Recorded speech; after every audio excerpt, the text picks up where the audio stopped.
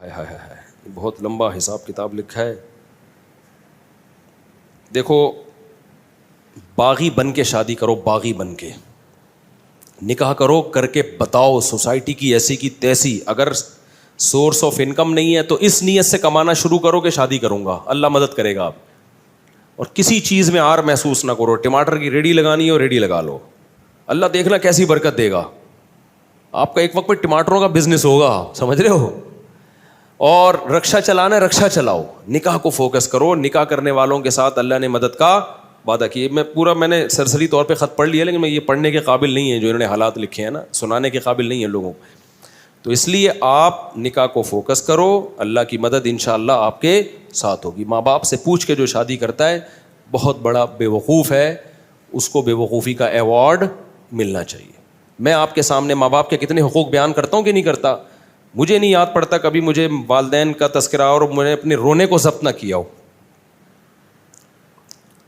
یہ رشتہ ایسا ہے نا ماں باپ کا، انسان نہیں آنکھوں پہ ضبط کر سکتا. شادی میں نے اپنے ابا اماں کو بھی لفٹ نہیں کرائی، سمجھ رہے ہو.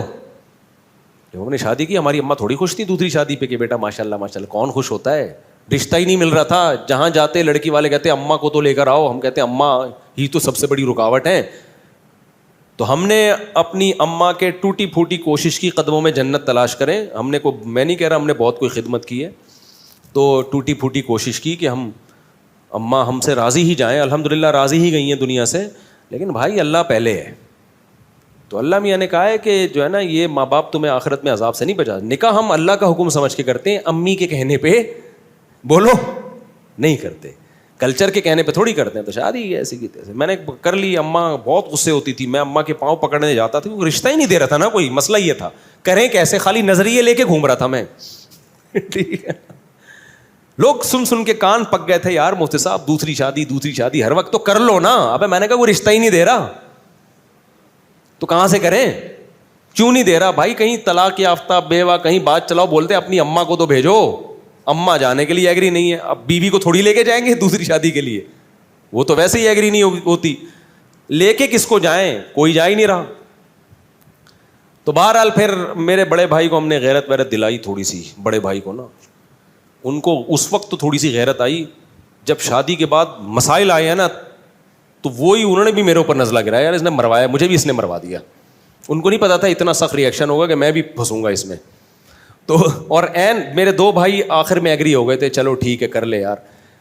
ایک بھائی نے بات کی جو میری اہلی ہے نا ان کے والدین سے، ہاں چلیں ٹھیک ہے اب کرے گا. تو یہ ان کو یہ ڈر تھا کہ یار اگر میں انوالو نہیں ہوں تو پتہ نہیں کہاں کر لے جا کے یہ کوئی آڑا ترشا، کوئی خاندان میں کوئی ایسی چیز نہ ہو. وہ راضی نہیں تھے وہ بھی، لیکن وہ اس لیے ہو گئے کہ یار یہ ڈھیٹ آدمی ہے، یہ کر کے چھوڑے گا. تو اب اگر ہم انوالو نہیں ہوئے تو پتہ نہیں کوئی اٹھا کے آڑے ترشا ہمارے خاندان میں بدنما کوئی دھبا نہ لگ جائے نا، کوئی منہ دکھانے کے قابل نہ رہے خاندان میں. تو ابھی کم از کم کسی اچھی جگہ پیغام بھیجا ہوا ہے اس نے خاندانی لوگوں میں. تو اس لیے وہ نہ چاہتے ہوئے آ گئے، لیکن عین وقت پہ وہ بھی مکر گئے عین وقت پہ. اور پھر کیا ہوا ہے، جو چھوٹے بھائی کو میں نے کہا تو آ جا نکاح میں، کوئی تو ہو جس کو میں شادی میں بٹھاؤں. تو اس نے کہا میں آ رہا ہوں. عین وقت پہ وہ کمبخت بھی نہیں آیا. میرا بھائی ہے، میں تو کہہ سکتا ہوں نا چھوٹا ہے، کمبخت ہے نہیں، بڑا نیک آدمی ہے، لیکن میرا تو حق بنتا ہے نا. عین وقت پہ وہ بھی مکر گیا، نکاح نامہ لے کے گھوم رہا. لڑکی والے کہہ رہے ہیں کسی کو تو لے کر آؤ بھائی، ہم لوگ خاندانی لوگ ہیں، ایسے تھوڑی ہوتا ہے. الحمدللہ بڑے میرے سسرال بہت اچھے لوگ ہیں وہ، بھائی کسی کو تو لے کر آؤ بیٹا، ہم نے ایسے کبھی نہیں، ایسے وہ رخصتی ایسے نہیں ہوتی. تو میں کیا کس کو لے کر آؤں. 2-4 دوست میں نے ادھار پکڑے، کہیں سے ادھار پکڑے. ہر شخص ڈر رہا تھا کہ یار ہم بھی پٹیں گے بیٹا تیرے ساتھ. رشتے دار سارے کہ یار ہم پہ بھی بلی آئے گی. سب سے پہلے سوال ہوگا شادی میں گیا کون کون تھا. سب بھاگ گئے. تو 2-4 پھر رہ گئے تھے. ان کو اتنی بد دعائیں ملی ہیں نا بعد میں، اتنی. ان کے جب بھی اب تک کوئی مسئلہ ان کے ساتھ ہوتا ہے نا کہتے ہیں دیکھا جو کرو گے وہ بھرو گے. اب تک ان کو تانے دیے جاتے. تو اس موقع پر پھر ہماری اماں راضی نہیں تھیں. ہم نے کہا کوئی بات نہیں یار، اماں کی ویلیو ہے ہمارے دل میں، لیکن اللہ پہلے ہے بھائی. ہم نے کر لی. 15 دن کے بعد اماں کو پتہ چلا. میں جب اپنے گھر آیا تو مجھے گھر کی مستورات کے رونے دھونے کی ایسے آوازیں آ رہی تھی جیسے گھر میں کسی کا جنازہ ہو گیا ہو. میری والدہ بھی رو رہی ہیں, سب بہنیں بھی رو رہی ہیں, ہائے یہ اب شادی ہوئی ہے یار. چلو بیوی روئے سمجھ میں آتا ہے, اس پہ سوکن آئی ہے نا, سارے ہی رو رہے ہیں. پڑوسنوں کو پتہ چلا, ہائے ہائے ہائے ہائے ہائے اس مولوی نے ہائے ہائے کیا کر دیا. پڑوسی برے بن گئے میرے لیے سب, جس کو ابھی تو ماحول بن گیا ہے, ابھی تو ماحول بن گیا ہے, جب میں نے کیا تھا ماحول نہیں بنا ہوا تھا. لوگ اچھمبے کی نظر, بھائی یہ کیا ہو گیا. پھر وہی میں مشہور قصہ ہے, میرے پر اتنا دباؤ آیا نا, اتنا دباؤ, میں گریبان کھول کے ایسے گھوم رہا تھا جیسے موسٹ وانٹیڈ. اور میرے سسر بڑے پاورفل تھے, کمزور نہیں تھے, ابھی ان کے زیادہ ڈیٹیل میں نہیں جاتا میں. اور جو ہے بہت کچھ تھا, ابھی کیا بتاؤں یار, اچھا نہیں ہے نا, پھر وہ لوگ بھی بولیں گے بھائی تو کیا کر رہا ہے. تو یہاں تک ہوا کہ پھر میں استاذ محترم حضرت مفتی ابو لبابہ صاحب کے پاس گیا. اتنا ٹینشن میں تھا میں نے کہا, انہوں نے کہا کیوں آئے ہو, پہلے کبھی اس سلسلے میں حاضر ہوئے نہیں کسی غم میں. تو میں نے کہا دوسری شادی میں نے کی ہے, بہت ٹینشن ہے یار, بہت دباؤ ہے میرے اوپر, میں کیا کروں. انہوں نے لفٹ ہی نہیں کرائی مجھے. وہ گئے دوسرے کمرے میں, کسی شاگرد سے بولا, میرے کلاس فیلو سے, بولو اس کو جا کے بولو ہم بے وقوف ہیں, اس کی صحت دیکھو. میں بہت دبلا پتلا تھا, میں بہت باریک سا تھا, اب تو میں کافی ہیلدی ہو گیا ہوں, میں بہت ہی دبلا تھا, 60 کلو میرا وزن تھا, اور مالی حالات بھی کوئی بہت اچھے نہیں تھے. انہوں نے کہا ہم پہ پیسہ بھی زیادہ ہے, ہماری صحت بھی اچھی ہے, ہمیں سنتیں پوری کرنے کا خیال نہیں آ رہا. اس کو دیکھو. اور اب آیا روتا ہوا, رو نہیں رہا تھا, یعنی صورت میری رونے والی بنی ہوئی تھی. پھر مجھے کہنے لگے, اس شاگرد سے کہا, مجھے ڈائریکٹ کہا بھی نہیں, لفٹ نہیں کرائی گئی, کیونکہ یہ کیس ہی ایسا ہی نہیں ہے کہ اس میں کوئی کیس بنتا ہی نہیں ہے, یہ تو تم نے خود حماقت کی ہے. پھر کہنے لگے اس شاگرد سے کہ اس کو جا کے بولو, کچھ لوگ جو ہے شہد کے چھتے میں ہاتھ ڈال کے ڈائریکٹ شہد کھا رہے ہوتے ہیں, اور بولتے ہیں مکھیاں کاٹ کی ہو رہی ہیں, اور یہ شہد کے چھتے میں منہ دے کے شہد پی رہا ہے اور بول رہا ہے کہ مکھیاں کیوں کاٹ رہی ہیں. میں نے کہا اب ساری زندگی کے لیے گالیاں تمہارا مقدر ہے, ہم تو بالکل ہی منہ ہمارا اور چھوٹا سا ہو. تو اماں کے یہ حالات. پھر جب زیادہ غم آتے ہیں نا انسان پر, تو اس کو انجوائے کرنا شروع کر دیتا ہے. یا تو میں ڈپریشن میں چلا جاتا, سر جا کے پھوڑ دیتا اپنا, خودکشی کی طرف جاتا, یہی ہوتا نا, ہر طرف سے بے عزتی ہو رہی ہے. یا میرے پاس ایک راستہ یہ تھا, ایسی کی تیسی, بھاڑ میں جائے یار. پھر ہم نے یہ کیا, ہم نے کہا جاؤ. میں جب دلائل میں غور کرتا تو دلائل میں ہمارا پلڑا کیا تھا, بھاری تھا.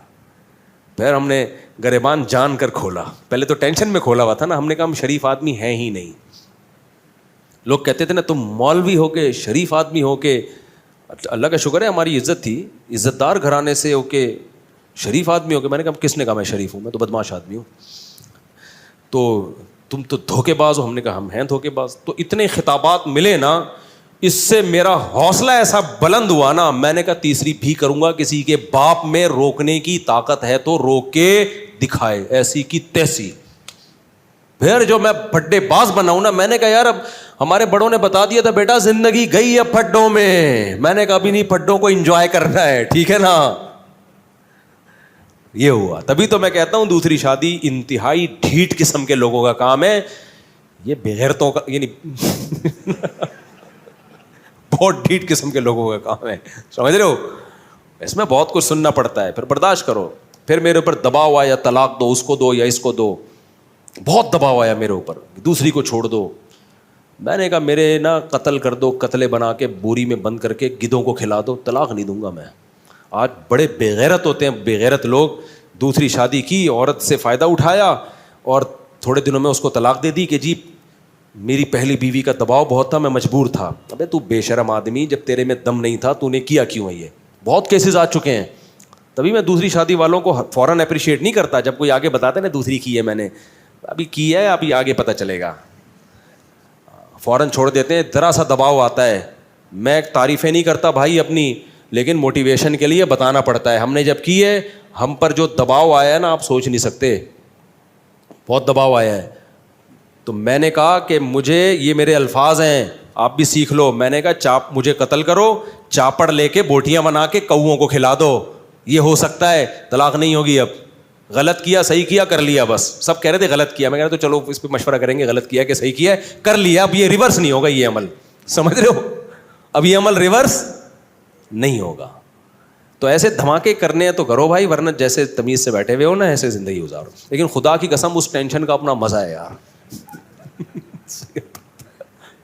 اتنا مزہ آ رہا تھا نا گریبان کھول کے, ابھی ادھر جا رہا ہوں, آپ وہاں گالیاں سننے کو ملی, پھر ادھر آ رہا ہوں. تو اس سے اتنے فائدے مجھے زندگی میں حاصل ہوئے, اتنا کانفیڈنس میں. پھر میں نے کہا اب تیسری کروں گا, پھر پھڈے. ابھی میرا بیٹا مجھے کہہ رہا ہے ابا میری شادی کر دو, زبان سے نہیں کہہ رہا, ادھر ادھر سے اشارے کروا رہا ہے. تو میں نے پتہ ہے کیا کہا ہے, میں کر دوں شادی, مجھے کوئی وہ نہیں ہے, میں بچوں کی شادی بر وقت کرنے کا قائل ہوں. ہاں میں لوگوں سے یہ کہتا ہوں کہ بچے میں اگر ذرا سا بھی خطرہ ہے نا کہ باپ پہ بوجھ بنے گا, پھر اپنے خرچے پہ نہیں کرو, کیونکہ بعض بچے ابا کے خرچے پہ کر کے پروڈکٹ ہر سال آتی رہے گی ان کی, وہ سارے خرچہ کون اٹھائے گا, وہ اپنی ذمہ داری نہیں اٹھاتے. تو پھر ایسے میں ماں باپ کو کبھی ترغیب نہیں دیتا کہ اپنے خرچے پہ بیٹوں کی شادی کرو. ہاں بیٹا سمجھدار ہے, آپ کو پتا ہے کہ یہ اپنی ذمہ داریاں پوری کرے گا, ابھی بے روزگار ہے, کل روزگار لگ جائے گا, تو پھر باپ کو چاہیے کر دے. لیکن مسئلہ میرے ساتھ ایک یہ آ رہا ہے کہ یار اگر میں اپنی بہو ابھی اسی گھر میں لے آؤں اور ساس بہو کے جھگڑے ہو گئے شروع, تو اپنے جھگڑے تو انسان نمٹا سکتا ہے, دوسروں کے نہیں نمٹا سکتا. تو پھر میں اپنے بارے میں بولتا ہوں تیرا کیا ہوگا کالیا, یعنی میرا کیا ہوگا کالیا, کیونکہ میں نے پہلے دوسری کی, پھر پھٹے ہوئے, پھر تیسری کی, پھر دوبارہ سے دونوں کے الگ سے پھٹے شروع ہو گئے, پھر چوتھی کی, پھر تینوں کے پھٹے. اب میں جا کے میری زندگی تھوڑا سکون میں آئی ہے, پھٹے مڈے ختم ہوئے, اب میں بہوؤں کے پھٹے شروع کر دوں, نہیں سمجھ میں آ رہی میرا خیال ہے. کیونکہ اب میں لے کر آیا تو میری بیگم کا پھٹا ہوا میری بہو کے ساتھ. مرد نہیں جھگڑے میں کرتا یار, مرد کا سسر کہے گا بہو سے کہ خدمت کرنی ہے بیٹا کر لو, اللہ تمہیں جنت دے گا, نہیں کرنی تو بھاڑ میں جاؤ یار, ایسی کی تیسی. مرد اس چیزوں میں اگنور کر لیتا ہے. خواتین کے بڑے مسائل ہوتے ہیں, خواتین کے مسئلے ہوتے ہیں کہ جب آپ گھر پہ آؤ گے, آپ کی بیگم آپ سے بولو گی بہو نے آج مجھے یہ ٹکا سا جواب دیا ہے, کیا یہی تعلیم ہے شریعت میں؟ تو میں بہو سے پوچھوں گا کیوں بھائی ٹکا سا جواب دیا ہے, جھوٹ بول رہی ہیں یہ جھوٹ بول رہی ہیں, آپ جھوٹ بول رہی ہیں, میں کہ جھوٹی ہوں؟ بھائی وہ جھوٹی نہیں ہے, وہ سچی ہیں. پھر آپ اس سے پوچھو گے کہ خدا کی قسم پاگل ہو جاؤ گے نا, الٹے لٹک کے مر جاؤ گے, یہ فیصلہ کرنا کہ ان میں صحیح کون ہے غلط کون ہے, برباد ہو جائے گی تمہاری زندگی. سارے جمعے اتوار کے بیانات ختم, مسائل کے سیشن ختم, میں ساس بہو کے جھگڑے ہی بیٹھ کے نمٹاتا رہوں گا. میرا نظریہ یہ بھائی بہو لاؤ, بچوں کی شادی ٹائم پہ کرو, بولو بھائی آئے گی نہیں اس گھر میں, سمجھ رہے ہو, ٹینشنیں مت پالو اپنے لیے, آئے گی دوسرے گھر میں.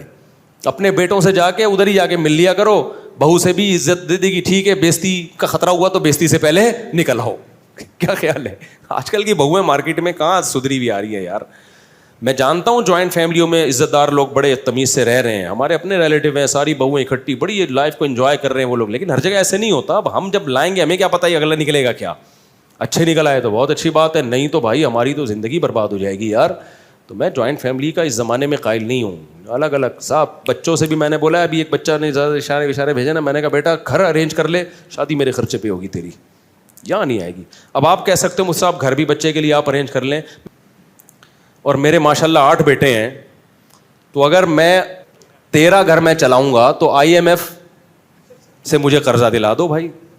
اور بیٹے میں ایک بھی نالائق نکل آیا نا جس کو عادت ہو گئی ابا کا مال کھانے کی, وہ تو میرے بچے پیدا کرنے والے بیانات روزانہ سنے گا بیٹھ کے, خوب اسپیڈ سے بچے نکالے گا اور میری گودوں میں لا کے ڈالتا رہے گا.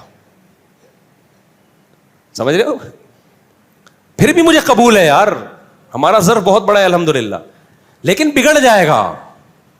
ایسا ہوتا ہے نا کہ ابا جب تک میں کما نہیں رہا تو فی الحال میرے بچے بھی آپ پالیں, میری بیگم کو بھی آپ پالیں, کوئی بات نہیں, بہو بھی بیٹیوں کی طرح ہوتی ہے, پال لیں گے یار, جہاں اللہ نے اتنا کھلایا ہے اور کھلا دے گا. لیکن مسئلہ بگڑنے کا خطرہ ہوتا ہے کہ جب فری پھوکٹ کی لڑکوں کو عادت پڑتی ہے نا, ایک دفعہ بگڑ گئے تو قیامت تک نہیں اٹھتے. تو لڑکوں پہ تو ذمہ داریاں ڈالو. ایک واقعہ سنا کے اس ٹاپک کو ختم کرتا ہوں. ہمارا ایک جاننے والا ٹھیکیدار ہے, بہت پیسہ ہے اس کے پاس. میں نے کہا یار تمہیں اللہ نے اتنا نوازا ہے, اتنا تم کما رہے ہو. کہتا ہے یہ سب میرے باپ کی مہربانی ہے. میں نے کہا شاید اس کے باپ نے بہت پیسہ دیا. کہہ رہے نہیں, میرے باپ نے میرے سامنے سے روٹی چھین لی تھی.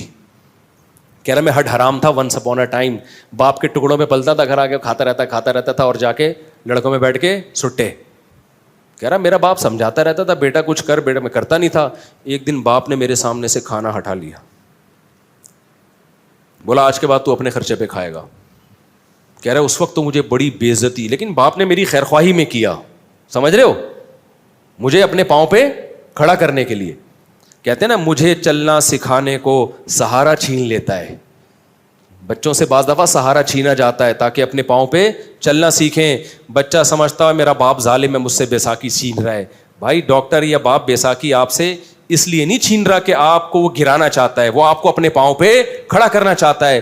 بعض دفعہ اللہ کی طرف سے ایسے حالات آتے ہیں کسی نوجوان پہ کہ وہ اسٹیبل ہو جاتا ہے, وہ اپنے پاؤں پہ کھڑا ہو جاتا ہے. تو شاعر نے اسی کو کہا مجھے چلنا سکھانے کو سہارا چھین لیتا ہے. اللہ بعض دفعہ سہارا چھینتے تاکہ تم خود چلنا سیکھو.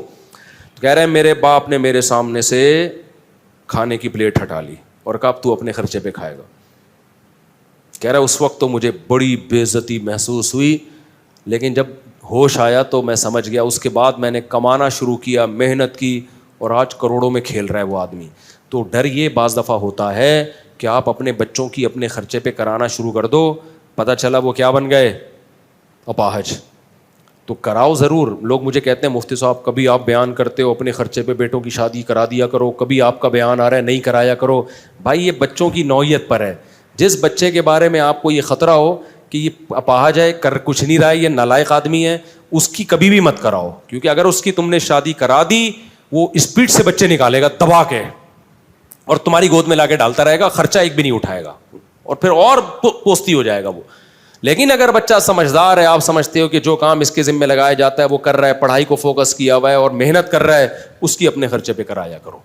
اس سے تمہارے رزق میں بھی اللہ تعالیٰ برکت دے گا, تمہیں بھی اولاد ملے گی, پوتے نواسے ملیں گے, بچہ برائیوں سے بچے گا. لیکن کرانا اس گھر میں نہیں ہے. بیٹا بڑا ہو, چل بھائی دوسرے گھر میں بہو آئے گی, اپنے لیے ٹینشنیں مت پالو. بہت خطرناک لڑائیاں ہوتی ہیں عورتوں کی, اور ان لڑائیوں میں انسان کی ایسی کی تیسی ہو جاتی. اپنی لڑائیوں انسان کو پتہ چل جاتا ہے کہ میں نے کیا کرنا ہے. اپنی لڑائی میں یہی ہے کہ شکست مان کے قبول کر لینا ہے, وہ دب جائے گی. بھائی آپ کا بیوی سے پھڈا ہو گیا, دلائل کی دنیا میں گئے, بیگم کی سمجھ میں نہیں آیا, آخر میں آپ بولو میری غلطی آئندہ نہیں ہوگا, ختم ہو گیا پھڈا. کیا خیال ہے؟